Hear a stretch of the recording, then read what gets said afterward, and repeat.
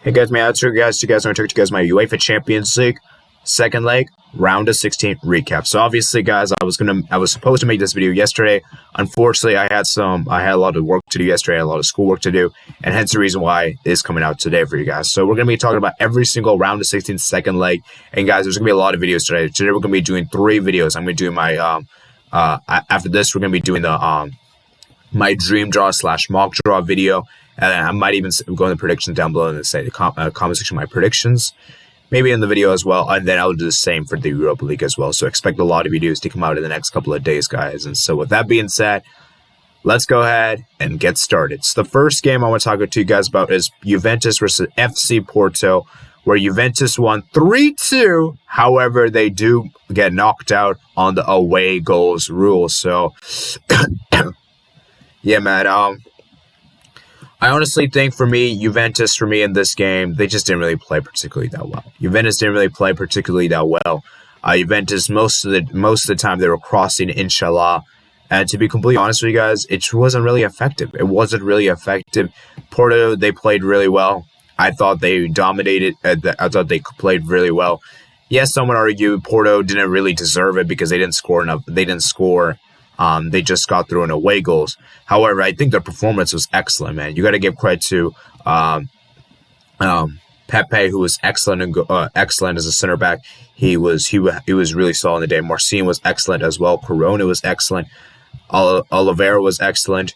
And I just feel like Porto, for me, in this game, they really showed how good they can play. Because I think, in my opinion, they played the better football. And they deserved it, man. So we're going to go ahead and do a quick summary of the game. Not going to go too much in depth, like I said before, guys. Then afterwards, we'll give you guys a quick man of the match. So the first goal came in from a penalty spot from Demirel. Demirel basically took down Taremi in the box and upstep Oliveira, and he scores to make it 1-0 to Porto, giving Porto that crucial away goal. So that means that would lead 3-1 in aggregate. Juventus now have to score 2 to force extra time. Okay, and this first goal from Juve came in the second half through a brilliant play from Chiellini. There, I think it was a Chiellini or Bonucci. Someone played a long ball in for Cristiano Ronaldo. Cristiano finds Chiesa, decides to lay it off to Chiesa. Chiesa does scores a wonderful goal. And it is 1-1 on the night. So that means it would now be 3-2 on aggregate. So Juventus are still trailing. However, they do have a better chance they have decreased the deficit. Okay. Then the second goal came in from a brilliant crossover from Cuadrado to find Chiesa. Chiesa heads it in to make it 2-1 around the 63rd minute. And I did forget to mention there's one big incident that happened that in the 54th minute, Taremi was sent off because he threw the ball. He kicked the ball basically when the whistle went. He basically kicked the ball out of play. He was issued a second yellow and he was sent off. In my opinion, I was very, very harsh indeed. I feel very bad for him because in my opinion, he didn't deserve a second yellow. He was just trying to go for goal and it went out of bounds. So I feel like that's very, very harsh. In my opinion, that should not have been a second yellow. And Taremi was sent off, And then there were some big chances, Juve, they hit the crossbar through Cuadrado. I think Cuadrado had a great chance. And Alvaro Morata scored the third goal for Juventus to make the through. However, Morata was offside. And the game ends 3-3 on aggregate and now goes to extra time indeed, And then the first goal, and then a free kick was given by Weston McKennie in a dangerous position. Weston McKennie, the culprit there. Oliveira steps up, scores from distance to make it 4-3 on aggregate, meaning that Porto have a second away goal. And this is detrimental for Juve because now at this point, Juve would need to score 2, right? And there was a big penalty shout for Juventus, after Marcin took down Ronaldo in the box. No penalty was awarded. In my opinion, I guess that was fair. That I think no pen was the right decision. And then Rabiot scores from a great cross in from Bernardeschi, and it's 4 on aggregate. However, Juventus would still lose on the away goals rule, and Rabiot heads it in. And Juve had some chances. I think De Ligt, he went down the box. He basically dived, in my opinion. and basically dived in the box to try to get the penalty. Didn't work out, and Porto goes on away goals to win this. This was a very exciting tie. This was a crazy second game. This wasn't a game that will go down for the ages. And once again, guys, Juventus have crashed out in the Champions League in an embarrassing manner, man. Oh, Jesus Christ. I don't know what to speak of this Juventus team, man. I would say man of the match for Juventus definitely is Chiesa. There's really no one else you could really argue with. Cristiano Ronaldo did not really have a good game whatsoever. Cuadrado was excellent, in my opinion. And that's pretty much it. Cuadrado and Chiesa were pretty much the best players for Juve. Everyone else I thought was either average or poor. And for Porto, I would say man of the match for me is Oliveira. He scored that brace. And is the reason why they're through. Marcin, I would give a huge shout out to. I think he deserves played well. Of course, Pepe played well. So, man, Juve, man, they just didn't really play well. They didn't really play well as a team. And despite them winning the game, they didn't really. I didn't think they played well enough. You see 31 shots, 13 on target. You're kidding me, right? This is not good enough. This isn't good enough. And you see how difference is 14-7. They were much better, 50% shots. So yeah, man. I just think that Juve just didn't really play particularly well. So Juventus crashed out in the Champions League in round of 16. So moving on to the next game it is Borussia Dortmund versus Sevilla. And this was another Erling Haaland masterclass. Erling Haaland once again does the game. And once again is the reason why Dortmund's in this position. Because let's be real, guys. Without him, Dortmund would be struggling, man. Dortmund would be struggling big time, And Erling Haaland scores from a brilliant 1-2 with Marco Reus. They scored in the 34th minute.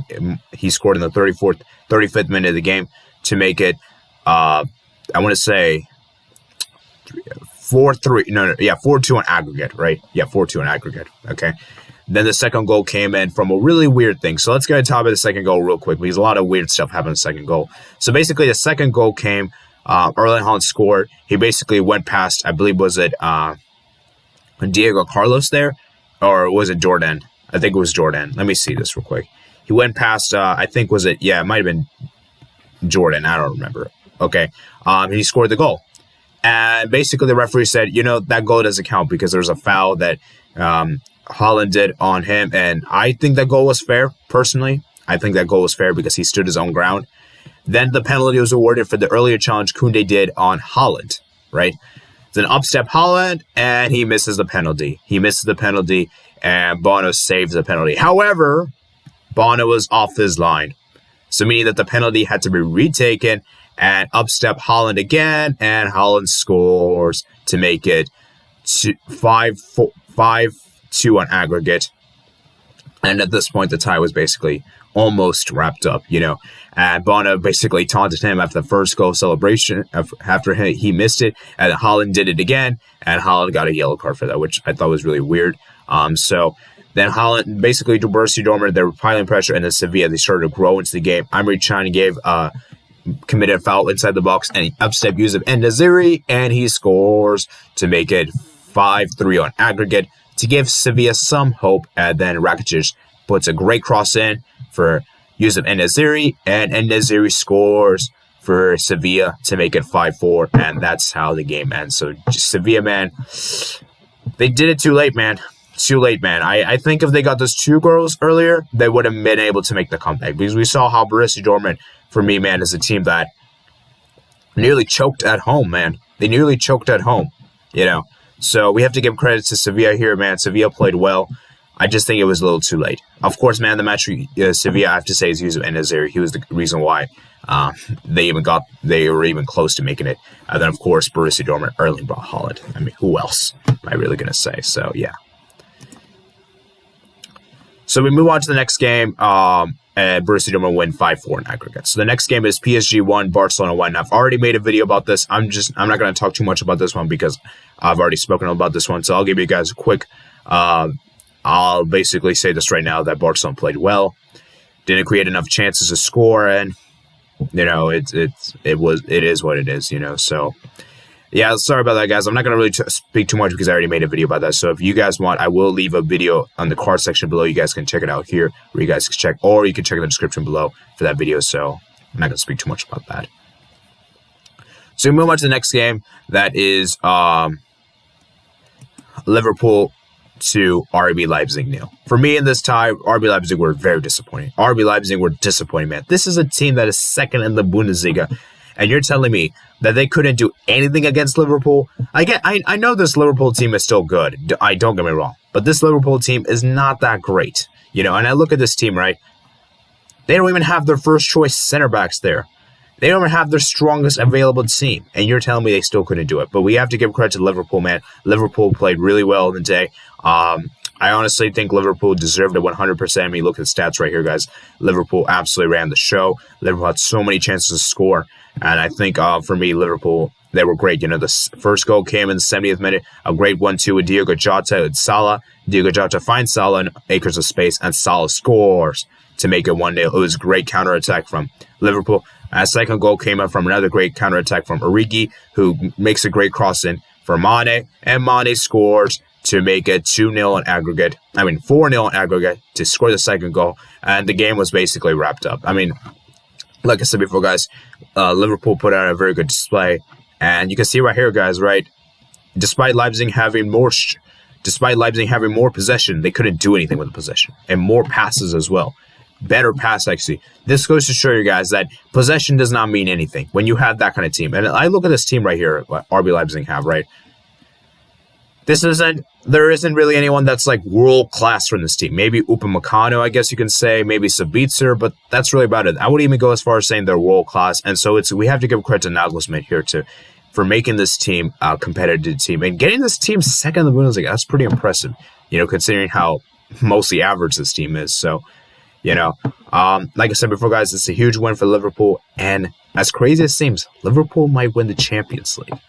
How crazy would that be, So, yeah, credit to Liverpool, man. Man of the match for Liverpool. I have to say it's kind of a tie. It's kind of hard to pick one in particular.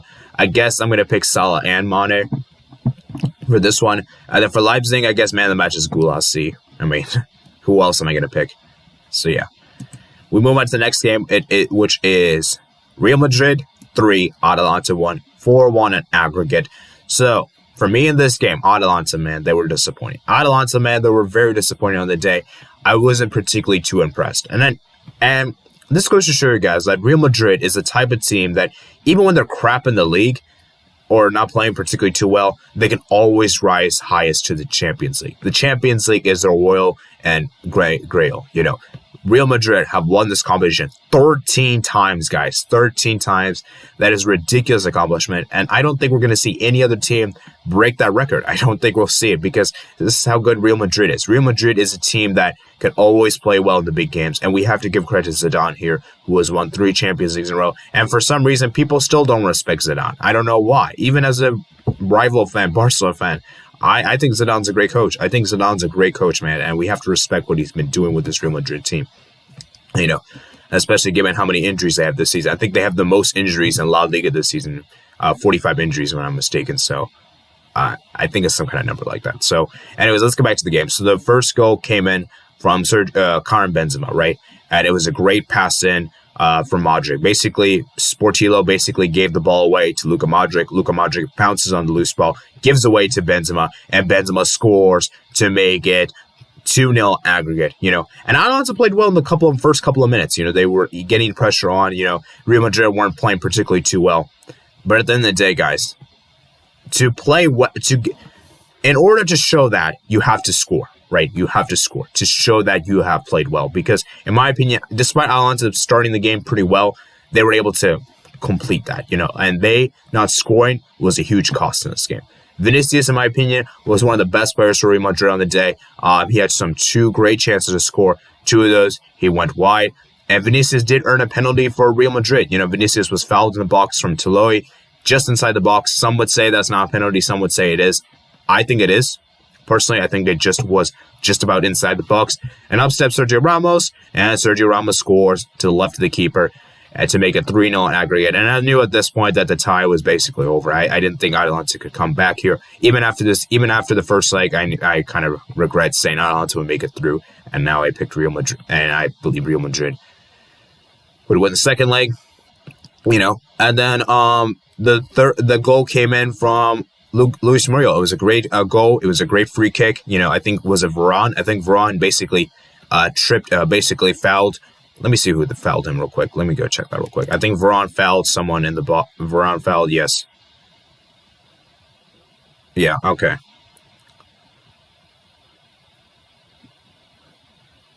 So yeah, Varane fouled Muriel, I think, was it? I don't remember. Let me see.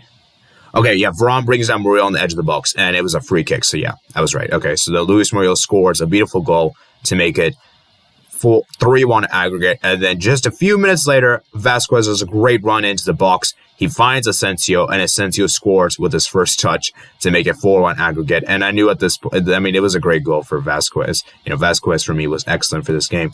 He was bombing down that team. And it goes to show you guys that Vasquez is a player that, even though he's probably not the most quality player, he has an insane work rate. Work rate is very important in this as well, and I think he deserves that credit. And I think he played really well, in my opinion. So, man of the match for me for this game, it's really tough to say because I didn't think one Real Madrid player stood out to me. But if there was one Real Madrid player that stood out to me that was impressive, I would say it was Vinicius. I know I might get a lot of stick for this. I know a lot of people will be like, Vinicius, really? I personally think Vinicius was the best player for Real Madrid. He had those 2 chances to score. Yes, he could have done better with his finishing. But ultimately, man, he had the commitment. He had the desire. And I think, in my opinion, he was the best player. I wouldn't be mad you say Valverde. I think Valverde had a good game. Benzema had a good game as well. Modric had a good game.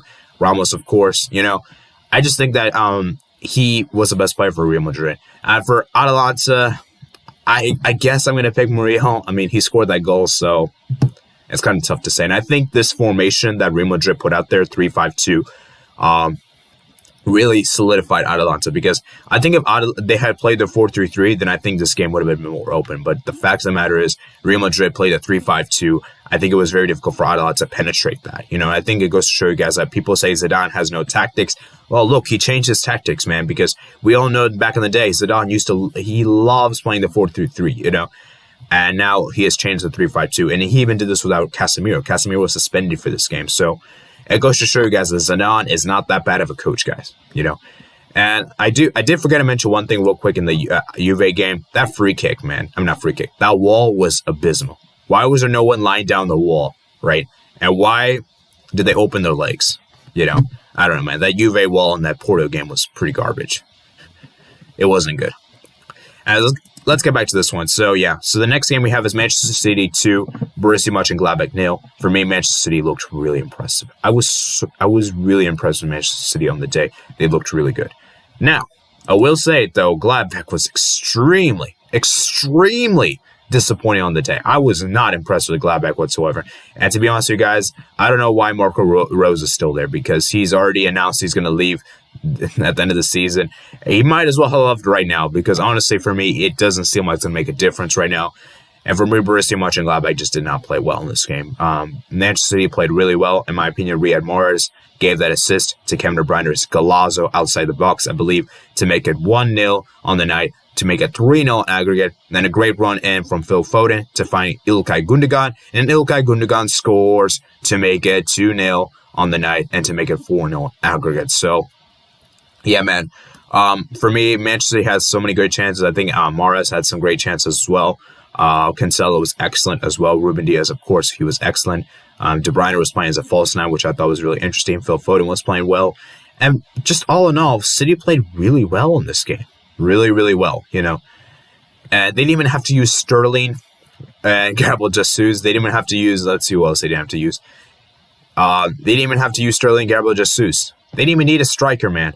And they could still get the job done. So it goes to show you guys that this Manchester City team has so much depth, and that this Manchester City team could do something this season in the Champions League. I don't know if they will, because like I said before, guys, I still think Manchester City needs a better test. I still don't think this test was the right test for them. I think Borussia Mönchengladbach was pretty easy for them. So let's see how they do against a better team, So, yeah. Man of the match for Manchester City, I'm going to say it's probably Riyad Mahrez. He was pretty good, in my opinion, on the day. And then for Borussia Mönchengladbach, I'm going to say Sommer. I mean, honestly, if it wasn't for him, this game could have gotten more ugly. I mean, look at the stats list. Look at the stats. It was 16, 10 shots, 6 on target. I mean, yeah, man. So, yeah. And I also want to say this right now about Real Madrid. Real Madrid, they don't really care about their performances, because in my opinion, that even though the performance was good, they really intercepted from Atalanta's mistakes. I feel like Atalanta's mistakes basically gifted Real Madrid the win. But Real Madrid, are the team that can always get the result. They know how to get the result, even when they're not playing particularly well. So we have to commend them for that. Okay. So the next game we have it is Bayern Munich and Lazio. This is going to be the penultimate game in the round of 16. And Bayern Munich, man, they're a machine, man. Bayern Munich, man, they're a machine. And even in a game which they didn't have to fully exert themselves, I thought they played well. You know, Lazio, in my opinion, didn't play as bad as we all thought they would be. You know, Lazio put up a good effort here, and they only lost 2-1. You know, yes, we could say it was a conservative. You know, Bayern Munich weren't going all guns blazing, obviously, but we've got to commend them for not losing by a big score margin. You know, I think this was a good, respectable performance. You know, the first goal came in from a bad tackle from Acerbi. Acerbi tackled Goretzka in the box, and Goretzka was taken out, and Lewandowski steps up, and he scores the penalty in the 33rd minute of the game to make it 1-0. I mean, to make it 5-1 aggregate. And it was, I mean, that was such a huge goal. And then the second goal came in from a great through ball in from David Alaba to Choupo-Moting, and Choupo-Moting scores in the 73rd minute, just as soon as he came on the pitch. And then Lazio did pull one back through a free kick, I believe it was a header from Carrera, I think was it. And basically Perello heads it in to make it 2-1 and 6-2 in aggregate, so to get to consolation goal. Obviously, didn't really mean much because we all knew they were eliminated. So we have to credit Lazio, man. They played well. You know, I think this was a good performance. You know, they did this even without their star talisman Ciro Immobile. We have to respect them for that. And Bayern Munich, man, they were very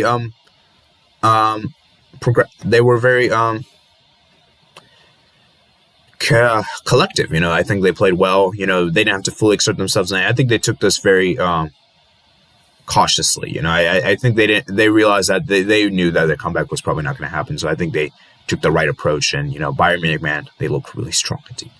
Still have question marks over that defense, though. Defense, I still think, is a bit sketchy, in my opinion. And we move on to the final game of the round of 16, and that was Chelsea 2, Atletico Madrid 0. Oh, yeah, by the way, I'm going to give the man of the match for Bayern.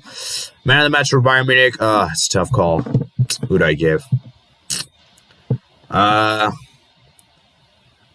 I guess I'm going to give Lewandowski, I guess. I don't really know. I don't think there's anyone you could really give for Bayern. And I guess for Lazio, I'll give Perello. He's the guy that scored the goal, so yeah. So Chelsea 2, Atletico Madrid 0. Now, for me, this was a very good performance from Chelsea. Chelsea played extremely well in this game. Atletico Madrid, man, this was such a horrible performance from Atletico Madrid. I don't even know what they were doing in this game. And this is the first time in history, guys, Atletico Madrid have been knocked out by a team that does not contain Cristiano Ronaldo in this for the opposition over 2 legs. Man, it's taking this long to beat that record. It's crazy, man. You know, and so the first goal came in. I mean, first big talking point in this game was through a penalty that was supposed to be given to Atletico Madrid after Azpilicueta took down Carrasco in the box. Some would say Azpilicueta deserved the red card. Personally, in my opinion, I think that should be a penalty.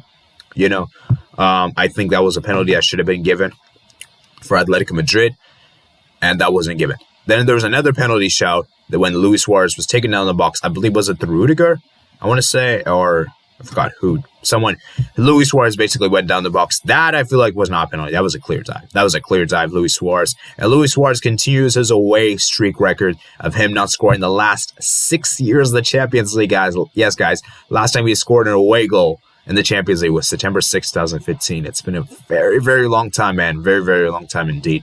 And that is a very bad record to have. And basically, Chelsea counterattacked through a great counterattack from Havertz, Timo Werner, and Ziyech. Havertz finds Werner, and that's acre space. Werner lays it off to Ziyech, and Ziyech makes it 1-0 on the night, 2-0 aggregate. And some would say Oblak should have saved it. I think, in my opinion, that was a bit of a too late. I didn't think Oblak was really expecting that, and I think, you know, I'm not going to criticize Oblak. We know how good Oblak is. He's one of the best goalkeepers in the world, and I just think that he didn't expect that, you know. Then there was a penalty shout for Christensen. I think, was it an Atletico Madrid player took him down. No penalty was given there. I think you could argue that should have been given a penalty. Second half, Chelsea started to lay off the pressure. Atletico Madrid started to look good, and sometimes. And then Atletico Madrid got a red card. It was a Stephen Savage red card for him elbowing Rudiger. and basically a red card was given directly. In my opinion, that was a very harsh red. I don't think a red card should have been given for that. I think a yellow card should have been given instead. Whatever, though. Then Christian Pulisic finds Christian Pulisic does another great counterattack, who finds Emerson, who just came on, and Emerson scores with his first touch to make it 2-0 on aggregate, to make it 2-0 on the night and 3-0 on aggregate. So, man, Chelsea just destroyed Atletico Madrid. Atletico Madrid couldn't score a single goal, guys, over 2 legs. That's crazy, man. That is crazy indeed. Man of the match for Atletico Madrid has to be João Felix. He has to be João Felix. He is the guy that was the best player for Atletico Madrid on the day. There wasn't really anyone else I was really impressed with. He created chances. He was the most dangerous player for Atletico Madrid, and even he himself wasn't that particularly. Honestly, man, he needs to leave this club. I mean, I didn't think he like this. Atletico Madrid is holding us back, you know. And once again, guys, Diego Simeone reverts back to his defensive tactics. You know, I would understand you do this if you're leading on the night. But if you're not leading, then don't do this, man. I mean, that's just very stupid, you know. For Chelsea, man of the match, I have to say was probably Ziyech. That was a beautiful goal from Ziyech. I thought he played really well indeed. I think Warner also played well indeed. Havertz played really well indeed. And overall, man, Chelsea looked really strong defensively speaking. And I'm really, really impressed with Thomas Tuchel. He played a very good team. And this goes to show, guys, this Chelsea team, them second, Lampard was the right decision indeed. And I said it was the right decision at that time because it wasn't going to work out. And that even if he had stayed, Chelsea were not going to finish the top 4, you know. And now all of a sudden they have continued the 14-game unbeaten streak. Chelsea, man, looking really, really strong indeed. So that's my Champions League recap for the second leg, guys. And so yeah, guys, I will be making 2 more videos later today. So stay tuned for that. And I hope you guys want to comment, subscribe, check out my description with Twitter, Discord, and my email. And if I did miss any major talking points, please let me know in the comments below as well. So peace out.